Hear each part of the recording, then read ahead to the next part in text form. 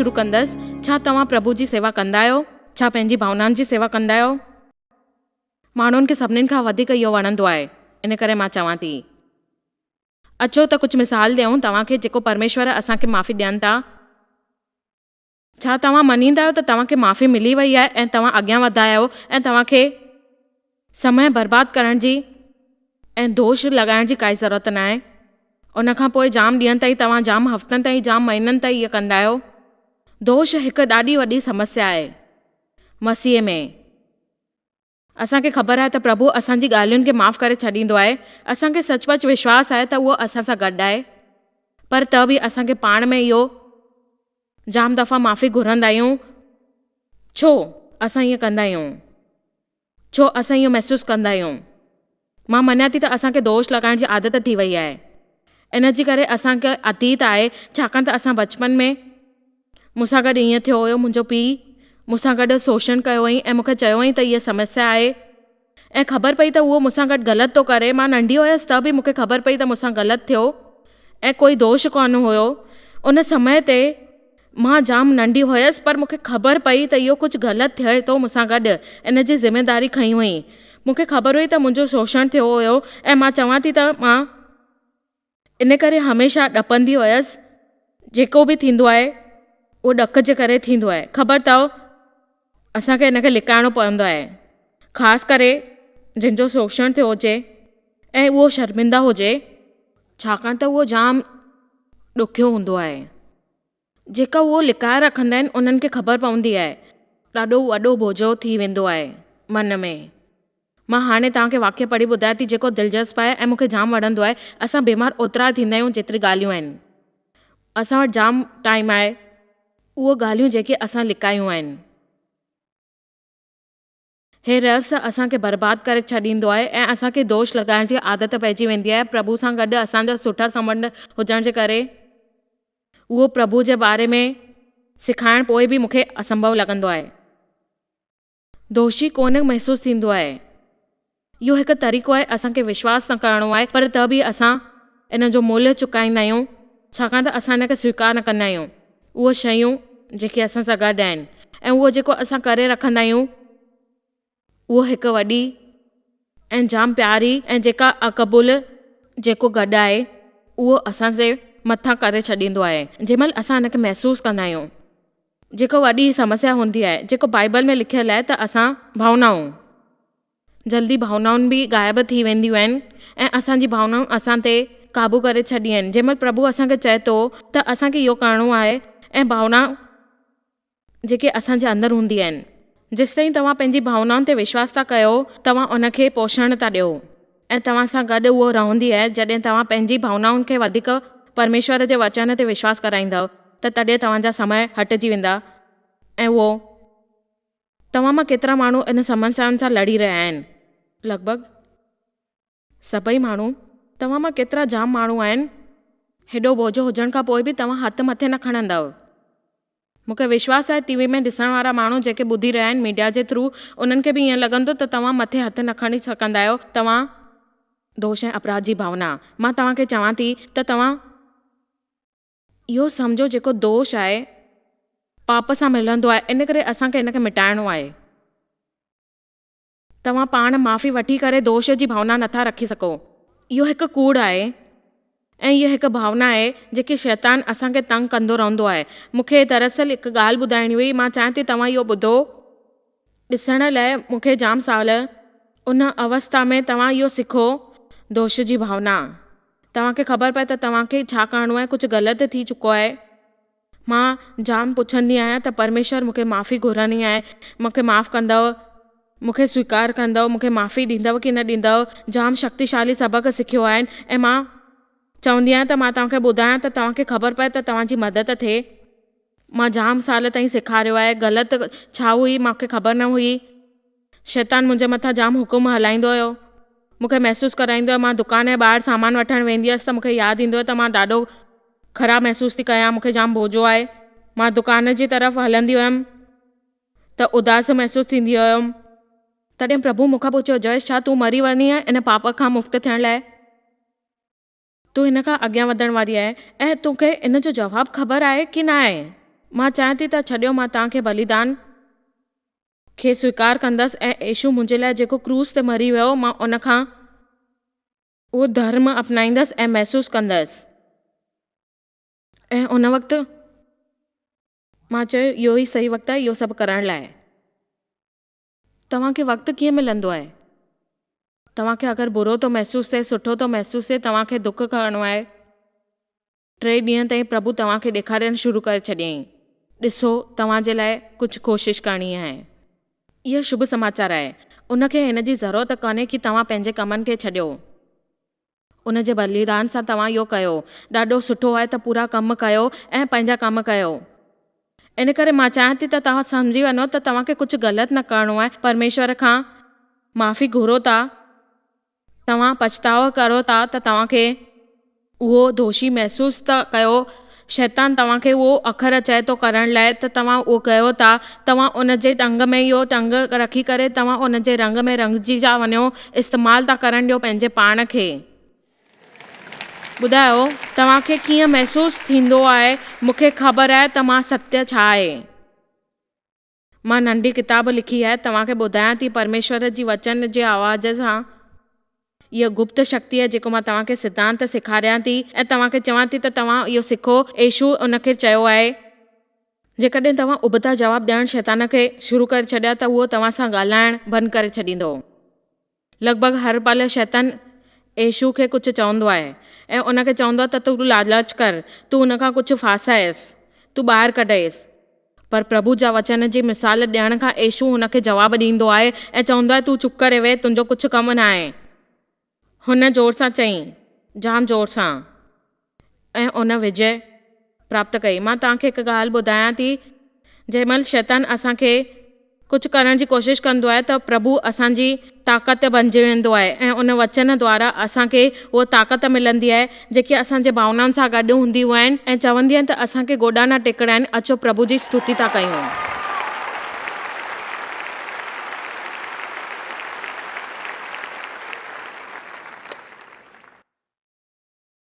मां चाहियां थी असां 3 वचन खे ॾिसूं दोष जी समस्या जे बारे में।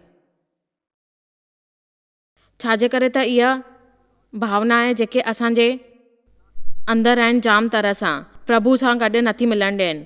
ऐं मां मञा थी त दोष हिकु चक्रव्यूह आहे जंहिंमें असां फासी पिया आहियूं। तव्हां कुझु ग़लति कंदा आहियो, जाम ॾींहंनि खां दोषी महसूसु कंदा आहियो, तव्हां उन खां पकी पौधा कंदा आहियो ऐं आख़िर में तव्हांखे ख़बर पवंदी आहे त तव्हांजे मथां कुझु आहे। तव्हां कुझु ग़लति न कयो आहे, शायदि तव्हांखे कोई कुझु ॻाल्हि न ख़बर आहे। शैतान असांखे दोषी महसूसु कराईंदो आहे। यूहन्ना 1:9 में हिकु वचन आहे जेको असांखे ख़बर आहे पर असां उन खे विश्वास कंदा आहियूं ऐं बाइबल में लिखियलु आहे जी सेवा कंदा आहियूं। जीअं भावनाउनि में लिखियलु आहे त असां उन खे इहो करे सघंदा आहियूं ऐं उन जी पूजा कंदा आहियूं। ऐं विश्वास आहे त मूंखे ख़बर आहे त तव्हां उन खां इक़रार कंदव। मां मञा थी त तव्हांखे ख़बर आहे त तव्हांखे इक़रार करिणो आहे।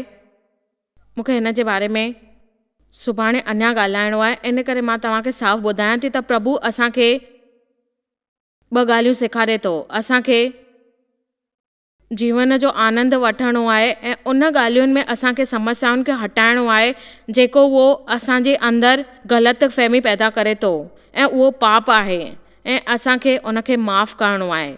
उहे जेका अखर आहिनि जेको प्रभु चए थो अगरि तव्हां पाण सां माफ़ु कंदव त उहो बि तव्हांखे माफ़ु कंदव। लॻातार सभई अधर्म जी जेकी शुद्ध ॻाल्हियूं आहिनि उहो तव्हां सां गॾु ठाहींदो ऐं उहो तव्हांजे अंदरि आहे। उहो जाम सुठी समाचार आहे। जंहिंमहिल प्रभु तव्हांखे चए थो त तव्हांखे इहो करिणो आहे तव्हां उन खां इहो सभु सिखी वठंदव ऐं उहो तव्हां पाण कंदव। जॾहिं तव्हां पछताव कंदव ऐं उहो हर माण्हू खे ख़बर पवंदी त तव्हां ईअं था कयो ऐं तव्हांजी ॻाल्हियूं सभिनीनि ताईं पहुचंदियूं। जेकी ॻाल्हियूं आहिनि उहे तव्हांखे सुठी लॻंदियूं। असांखे छड़ो विश्वास करण जी ज़रूरत आहे। रोमियो में 1 वचन आहे जेके अनुसार असांखे मनुष्य जी पाप जी शक्ति हूंदी आहे। तव्हांखे ख़बर आहे मां सच में मञींदी आहियां त पाप जी उहा शक्ति हूंदी आहे जेके मुंहिंजे वीचार सां तव्हांखे अगरि इहो महसूसु थींदो त तव्हां इहो चवंदव यीशु जेको कयो उन पंहिंजे खून सां सनानु कयो हुयो। उन तरीक़े सां असांखे सिखणो आहे ऐं उहो जेकी ॻाल्हियूं आहिनि उन खां ख़तरो न थिए। अचो यूहन्ना 2 हिकु ॾिसूं था। मुंहिंजे वीचार सां जाम वणंदो आहे ऐं दिलचस्प आहे। हे मुंहिंजे ॿारनि खे मां इहे ॻाल्हियूं तव्हांखे इन करे थी लिखायां छाकाणि त असां कंदा आहियूं दोष अपराध जी भावना ऐं हुन सां जुड़ियल ॻाल्हियूं। असां पाप जे करे उनखे खुली करे ॿुधाईंदसि प्रभु असांखे माफ़ु कंदो ऐं उनखां ॿारनि खे बि माफ़ु कंदो। उहे ॻाल्हियूं जेके ॿुधायां थी, पाप न कयो। असांखे बाइबल ॾिनी आहे त असांखे पाप खां भॼणो आहे ऐं असांखे वधणो आहे अॻियां। पाप न करे असांखे पंहिंजे जीवन में पंहिंजे पाण सां सहायक थियणो आहे। यीशु असां सां गॾु आहे ऐं ईमानदार आहे। उहो चए थो पंहिंजे वीचारनि खे ईमानदार ठाहियो, हिसाबु ठाहियो, ॿारनि महसूसु थींदो ऐं कृपा कंदो त तव्हांखे काई ग़लती न थिए ऐं सम्झण जी कोशिशि कयो छा थी चवां मां। जंहिं महिल असां इहो सम्झी वेंदासीं सच में असांखे ख़बर पवंदी त असां पाप खे पैदा न थियणु ॾींदासीं ऐं समस्या न ठहणु ॾींदासीं। उहो हिकु पक ई समस्या आहे जेके असांखे ख़बर आहे, पर जंहिं महिल यीशु हुनखां निपटियो हो उन वीचार लाइ असांखे पाप सां ज़रूरी कोन्हे त असां उनखां टंग वरी कयूं ऐं महसूसु कयूं दोषी पंहिंजे पाण खे, छाकाणि त असांखे इहो लॻे थो त उन ॻाल्हियुनि जे करे असां उनखां निपटी नथा सघूं ऐं इन जी क़ीमत चुकायूं था। तव्हांखे ख़बर आहे त तव्हांखे कहिड़ी ज़रूरत कोन्हे ऐं कहिड़ी ॻाल्हि जी ज़रूरत न करणी आहे। तव्हांखे पंहिंजे जीवन में हमेशह आज़ादी ॾिनी आहे ऐं तव्हां उन जा पुट आहियो। मां चाहियां थी अॼु कोई हितां बोझ जे बग़ैर घर वञे।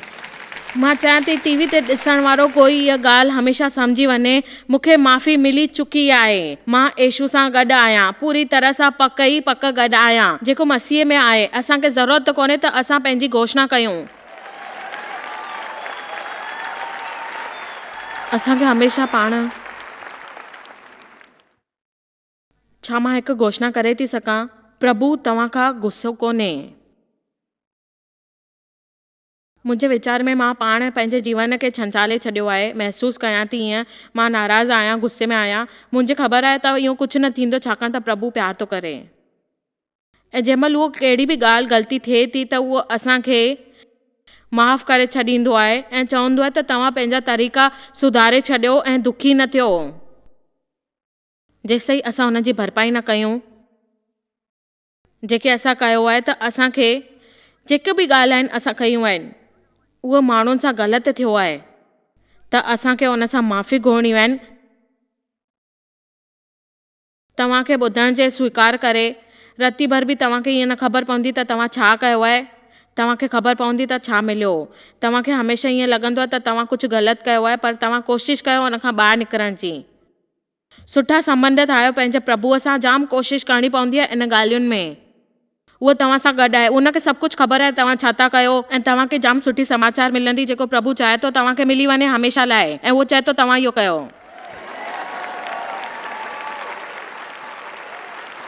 इब्रानियूं 10:11 दोष जी काई बि भावना खे पंहिंजे मथां राज ऐं क़ाबू न करणु ॾियो। उन ते विश्वास कयो जेको प्रभु तव्हांखे चए थो, भावनाउनि ते न। अॻिते वधूं। हर हिकु माण्हू जेकी सेवा कंदो आहे उहो हर घड़ी हिकु ॻाल्हि चवंदो आहे। ध्यानु ॾियो, छा करे असां जाम दफ़ा ईअं कंदा आहियूं ऐं असां जाम बलिदान घड़ी घड़ी चवंदा आहियूं, इहो चवंदा आहियूं। ॾिसो मां ईअं चवंदी हुयसि, मां उहो बलिदान कयो आहे घड़ी घड़ी वापसि घड़ी, जेको असां पाण खे ईअं चवंदा आहियूं। असां नथा करे सघूं त असांखे इहो पसंदि आहे, छाकाणि त मूंखे इहो वचन पसंदि आहे, मूंखे इहे जाम पसंदि आहिनि। मां इहो सॼो ॾींहुं तव्हांखे ॿुधाईंदे ऐं सॼी राति ॿुधाए सघंदमि। जंहिं महिल माण्हू असां पापनि खे चवंदा आहियूं त असां बलिदान कयो आहे हमेशह लाइ, त असां हमेशह खां इहो कंदा आहियूं। परमेश्वर जे वञी करे पासे में ॾिसो, उहो असां लाइ घणा बलिदान ॾेई चुको आहे। जंहिं महिल दुश्मन उन खां परे हुया ऐं उन चयईं, वाह, जेको वचन 18 में लिखियलु आहे, ऐं जॾहिं उन खां माफ़ी वठण लाइ आया हुया हिन पापनि खे, उन चयईं त तोखे बलिदान जे बदिले पाप जो बलिदान करणु खपे ऐं छाकाणि त असांजे पाप जो पछताव असांखे थी चुको आहे। उन जी क़ीमत चुकाई वई आहे। छाकाणि त असांखे ख़बर पई आहे त प्रभु असां सां गॾु आहे ऐं असां लाइ आहे। उहे रस्ता खुली विया आहिनि असांजे करे, छाकाणि त असांखे उहो व्यक्तिगत संबंध ठाहिणा आहिनि प्रभुअ सां। अहिड़ो सच चवणो आहे त असां वटि कोई दोष न आहे, कोई दोष न आहे असां वटि। असांखे इहो चवणो आहे हमेशह पंहिंजे पापनि जी भलाईअ लाइ जेको क़बूलु थियणो हुजे, तव्हांखे इहो करिणो आहे, पछताव करिणो आहे ऐं उनखां माफ़ी वठणी आहिनि ऐं अॻियां वधणो आहे। बहितरीनु बहितरीनु बहितरीनु। कुझु माण्हू खे महसूसु कोन थींदो आहे, महसूसु सभ खां महसूसु। तव्हां सभई राज़ी आहियो न? तव्हांखे भावनाउनि सां ॾाढो तकलीफ़ थींदो आहे। तव्हां मां घणा माण्हू चई सघंदा आहिनि कि इन जो मतिलबु हिकु सचाई कोन्हे, हीअ कोई असलियत कोन्हे, उहो छड़ो हिकु भावना आहे जेको प्रभु असांजे अंदरि पूरी समस्या निपटी चुकी आहे। ऐं जेको असांखे पछतावो करिणो आहे, उन खां पोइ असांखे दोषी महसूसु न करिणो आहे ऐं असांखे चवणो आहे न न न न, मां दोषी न आहियां, मूंखे दोषी महसूसु न करिणो आहे। पाण सां ॻाल्हायो, जोर सां ॻाल्हायो, तव्हांजे अंदरि जेकी निवरी करणु आहे उनखे ठाहियो ऐं चओ त मां इहो न कंदमि, न न न, मां दोषी महसूसु न कंदमि, इन जी काई ज़रूरत कोन्हे, मूंखे माफ़ी मिली चुकी आहे, प्रभु वफ़ादार आहे ऐं प्रभु मूंसां गॾु आहे। जंहिंमहिल मां जाम दफ़ा इहे ॻाल्हियूं कंदियूं आहिनि, सुठो लॻंदो आहे। कुझु माण्हुनि खे महसूसु कोन थींदो आहे प्रभु खे हुन सां प्यारु आहे। इहा जाम दुख जी ॻाल्हि आहे। छाजे करे? मूंखे विश्वासु आहे कि विश्वास जे करे प्रभु तव्हां सां प्यारु कंदो आहे। इन तरह सां चङाई शुरू थी वेंदी आहे। तव्हांजे जीवन में तव्हांखे इहो सम्झणु न खपे त तव्हांजी चङाई ख़ासि करे कंहिंजे करे जुड़ियल आहे, तव्हांजे अंदरि जे करे। ख़ासि करे तव्हांखे जेके दुखी माण्हू आहिनि उन्हनि खे विश्वासु कोन्हे कि प्रभु तव्हां सां गॾु प्यारु थो करे प्रभु, ऐं हुन जो प्यारु बग़ैर शर्त जो थींदो आहे। आख़िरकार छा दुनिया जा हर को माण्हू ईअं ई कोन चाहींदा आहिनि? दरअसल में इहा माण्हू जी इहा ई दिली ॻाल्हि आहे। दरअसल इहा सभई ॻाल्हि आहे ऐं इहा इच्छा आहे माण्हुनि जी बग़ैर शर्त जो ऐं उहो स्वीकार करण जो, जेको उहो आहिनि, जेके बि आहिनि। उहे नथा चाहिनि त उनखे कहिड़ो बि नाटक करिणो पए, ॾेखावो करिणो पए, केवल इहो स्वीकार करणु था चाहिनि। ऐं प्रभु सभिनीनि खे इहो ई चवंदो आहे त तव्हांखे भेदभाव न करणु खपे ऐं काई नफ़रत न करणु खपे। तव्हांखे प्यार सां कमु करणु खपे। प्यार जे क़ाबिल तव्हांखे ठहणो आहे। प्यार जे करे तव्हांखे सभु कुझु करिणो आहे। तव्हांखे उहो सभु कुझु मिलंदो जेको तव्हां चओ था ऐं तव्हांखे हुन सां फ़ाइदो ज़रूरु मिलंदो। इहो चए थो प्रभु, तव्हांखे विश्वासु रखिणो आहे, प्रोत्साहित थी करे तव्हांखे अॻियां वधणो आहे ऐं उन हालतुनि में तव्हांखे प्रभुअ सां प्यारु करिणो आहे ऐं ॿियनि सां बि तव्हांखे प्यारु ॾिसी करे अॻियां वधणो आहे ऐं ॻाल्हाइणो आहे। तव्हां शायदि ॻाल्हियूं ईअं चवंदव, मां तव्हां सां थी ॻाल्हायां, प्रभु तव्हां सां प्यारु थो करे।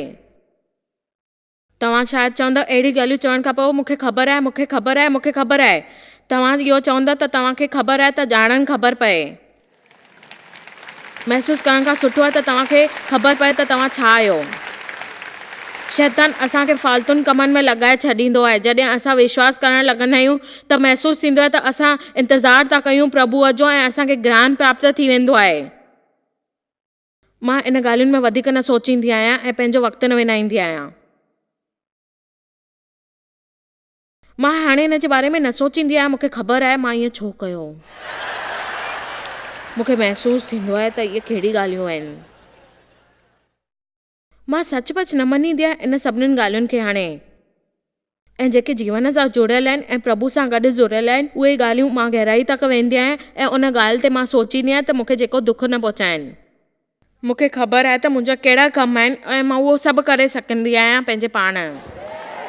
मूंखे नथो लॻे त मां इहो छा थी सोचां। मूंखे ख़बर आहे त मां पंहिंजे दिमाग़ सां इहो सभु कंदी आहियां ऐं उन्हनि खां लड़े सघंदी आहियां जेका शैतान साम्हूं ईंदा आहिनि। जंहिंमहिल तव्हां प्रभु सां प्यारु कंदव, उन जो अध्ययन कंदव, त तव्हांजी समस्या हटी वेंदियूं ऐं तव्हांखे बहितरु महसूसु थींदो त तव्हां छा करे रहिया आहियो, तव्हांजी इच्छा छा आहे ऐं कुझु बि कोन मिलंदो अगरि तव्हां इहो न कंदव त तव्हांजी जेकी संकल्प आहे उहा ख़राबु थी वेंदी। तव्हांखे पंहिंजो पको इरादो ठाहिणो आहे। उहो संकल्प करे, उहा ज़रूरतूं तव्हांखे ख़बर पए त तव्हांखे छा खपे ऐं छा हासिल कयो। तव्हांखे पंहिंजे इच्छाउनि अनुसार न मिलंदो कुझु बि। तव्हांखे आज़ादु थियणो आहे। अगरि तव्हांखे शांती खपे त तव्हांखे मिलंदी। तव्हां चवंदा मूंखे हीअ शांती खपे त उहो बि मिली वेंदी। तव्हां चवंदव तव्हांखे ख़ुशी मिले त उहो बि मिलंदी। तव्हांखे दुख थींदव त तव्हांखे ईअं लॻंदो तव्हां छा कयो आहे। अगरि तव्हांखे लॻे थो तव्हां जाम सुठो कमु कयो आहे त तव्हांखे समझोतो करिणो आहे पंहिंजे पाण सां ऐं उन ॻाल्हियुनि सां, ऐं उन दोष खे हटाए छॾियो ऐं महसूसु न कयो ईअं छो थियो आहे मूंसां गॾु। अक्सर मूंसां गॾु ईअं ई थींदो आहे। मुंहिंजी भावनाऊं ईअं आहिनि, मां विश्वास नथी करे सघां। मुंहिंजी भावनाऊं मूंखे कमु नथी करणु ॾियनि। ॾिसो, हाणे तव्हांखे अॻियां वधणो आहे। इन ॻाल्हियुनि खे हटायो। पंहिंजी भावनाउनि खे पंहिंजे बिल्कुलु अॻियां न अचणु ॾियो। ख़ासि करे जेका नकारात्मक ॻाल्हियूं आहिनि उन तरीक़े सां हटाए छॾियो। तव्हांखे ॾेखावो करण जी काई ज़रूरत आहे ऐं तव्हां हिते सुठो महसूसु कंदव। मां तव्हांखे ॿुधाए थी छॾियां, पंहिंजे जीवन में उहे जेके नकारात्मक ॻाल्हियूं आहिनि, पंहिंजे भावनाऊं आहिनि, मां तव्हांखे कुझु नथी चवां। मां तव्हांखे ख़ाली सेखारियां थी। पंहिंजे भावनाउनि खे हटाए छॾियो, उन बुरी ॻाल्हियुनि खे हटाए छॾियो पंहिंजे जीवन मां, ऐं उहो जीवन हमेशह सुखी जियो जेको प्रभु असांखे ॾिनो आहे। मां मञां थी असांखे पंहिंजी भावनाउनि खे देखभाल करणु खपे, पर उनखे असांजी पसंदि ऐं असांजी भावनाऊं तव्हांखे पंहिंजे लाइ कुझु करिणो खपे। मां सेखारियां थी त तव्हांखे ॾाढी महिनत करणी पवंदी ऐं उन भावनात्मक ॻाल्हियूं खे उन तरीक़े सां तव्हांखे पंहिंजो शोषण न ॾियणु खपे ऐं उहो चवणु न खपे त तव्हांखे उनखे पोषण ॾिनो आहे ऐं उहो तव्हांखे खाई रहियो आहे ऐं तव्हां उन खां खेॾी रहिया आहियो पंहिंजे जीवन में। उन वक़्त खां कढी करे तव्हांखे उन भावनाउनि खे हटाइणो आहे जेको तव्हांखे चए थो त तव्हां पंहिंजा गोॾा टेके छॾियो। मां इहो नथी चवां त तव्हांखे इन जो वजूदु इक़रार न करणु खपे, बल्कि तव्हांखे इहो करणु खपे, शैतान खे हटाइण जी कोशिशि करणु खपे उहो पंहिंजे जीवन मां। आमीन। मूंखे जाम साल ताईं प्रभु सां प्रेम अध्ययन करणो पियो। तॾहिं मां उते वञी करे दिमाग़ु लॻायो ऐं दिलि में अची करे उन लड़ाई खे लड़ियो जेको प्रभु मूंखे चए पियो त तूं लड़ इहे सभु ॻाल्हियूं, ऐं मूंसां प्रेम कई प्रभु बग़ैर शर्त। शायदि तव्हांखे कॾहिं बि बग़ैर शर्त जो प्यारु न मिलियो ऐं उहो तव्हांजे लाइ मुश्किल आहे उनखे प्रभु सां मुक्त भेट जे रूप में स्वीकार करणु। पर माण्हू मूंखे चयो जॾहिं तव्हां टीवी खे ॾिसो था ऐं उहो तव्हांखे इशारा था ॾियनि ऐं तव्हांखे ख़बर थी पए त प्रभु तव्हां सां प्यार थो करे। हुन वक़्त खां ई इहो मुंहिंजे जीवन जो वॾो बदिलाउ शुरू थी वियो। मुंहिंजे ख़्याल सां इहो जाम सुठी ॻाल्हि आहे जॾहिं असां जाम माण्हुनि खां शब्द पुछंदा आहियूं, ईमानदारी जी ॻाल्हियूं चवंदा आहियूं ऐं सची कोन ॿुधाईंदसि त उहो जेकी सचाई माण्हू पाण अची करे ॿुधाईंदा आहिनि त असांखे ख़बर पवंदी आहे त असांजो विश्वास केतिरो वॾो आहे ऐं उहो प्यार थो करे। ॿियनि जे लाइ कुझु बि न, पर प्रभु तव्हां सां प्यार थो करे। जी शिक्षा असांजे लाइ सचपच जाम यादगार आहे। असांखे पंहिंजी भावनाउनि खे विसारे ध्यानु लॻाइणु खपे प्रभु जे वचननि ते, ऐं उन जे बारे में चवंदा आहिनि प्रभु जे वचन जे हिसाब सां असांखे प्यारु करिणो आहे ऐं उहो असां सां गॾु आहे हमेशह। असांखे विश्वासु रखिणो आहे यूहन्ना 4:16 जे हिसाब सां जेको प्यारु कंदो आहे प्रभुअ सां उनखे प्यार ई मिलंदो आहे, उन सां गॾु प्यार ई रहंदो आहे ऐं उहो हमेशह प्यारु रहंदो आहे। मूंखे इहा घोषणा करणु ख़ुशी थी थिए त अॼु मां हिकु नओं किताबु लिखियो आहे जंहिंजो नालो आहे